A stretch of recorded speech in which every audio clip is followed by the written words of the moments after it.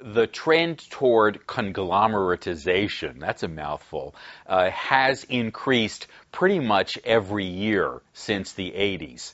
And the current administration, first through its former chairman of the FCC, Michael Powell, and now through its current chairman, is determined to let what they think of as the magic of the marketplace work its way so that there's no real reason for oversight because there's such a splendid abundance of media that it doesn't really matter. What they don't take into account, of course, is that there may be a gazillion channels on the air, but behind them are basically a handful of ventriloquists who are pumping out that content through a variety of brands determined to get market share.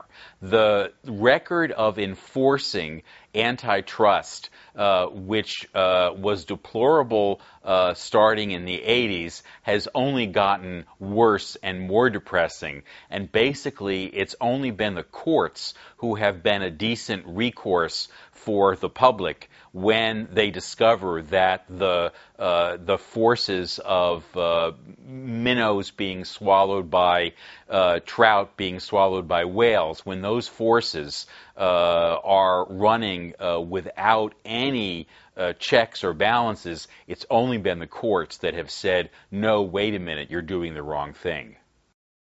The FCC contains 5 members, and the tradition and law is that the administration in power in the White House, not in the Congress, but in the White House, that administration gets to choose 3 of those commissioners, and the other 2 go to members of the other party.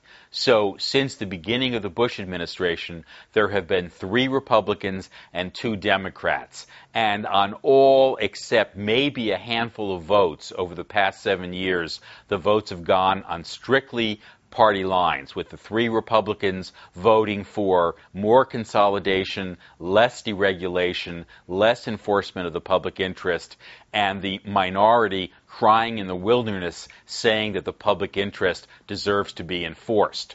When Congress was controlled by a Republican majority, the FCC under Michael Powell could pretty much do anything it wanted unless the courts stopped them. But now that the Democrats control Congress, they at least have the ability to conduct hearings and propose legislation through their various committees, which can put a check on the work of the FCC. Ironically, even before there was a Democratic majority in Congress, something the FCC tried to do under Michael Powell was so outrageous that 5 million Americans got together and sent mail and email and protests to Congress saying, don't do this, roll it back. And that was basically the attempt by Michael Powell to enable any media market to be essentially dominated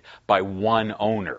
Imagine a media market. Imagine Los Angeles or New York or any of the non-top 10 markets in which basically one owner controls several television stations, the newspaper, a bunch of radio stations, supplies cable, supplies the internet. That's what was coming under Michael Powell. And it was only because of a huge, massive protest joined by people left and right, activists ranging from the National Organization for Women and Move On the one hand, to on the other hand, the NRA and religious broadcasters, all of them saying it will be a nightmare if we put that much power in any community in the hands of any one person. The whole point of media policy is to have diversity of voices so that no one Citizen Kane type, no one Rupert Murdoch type, you might say,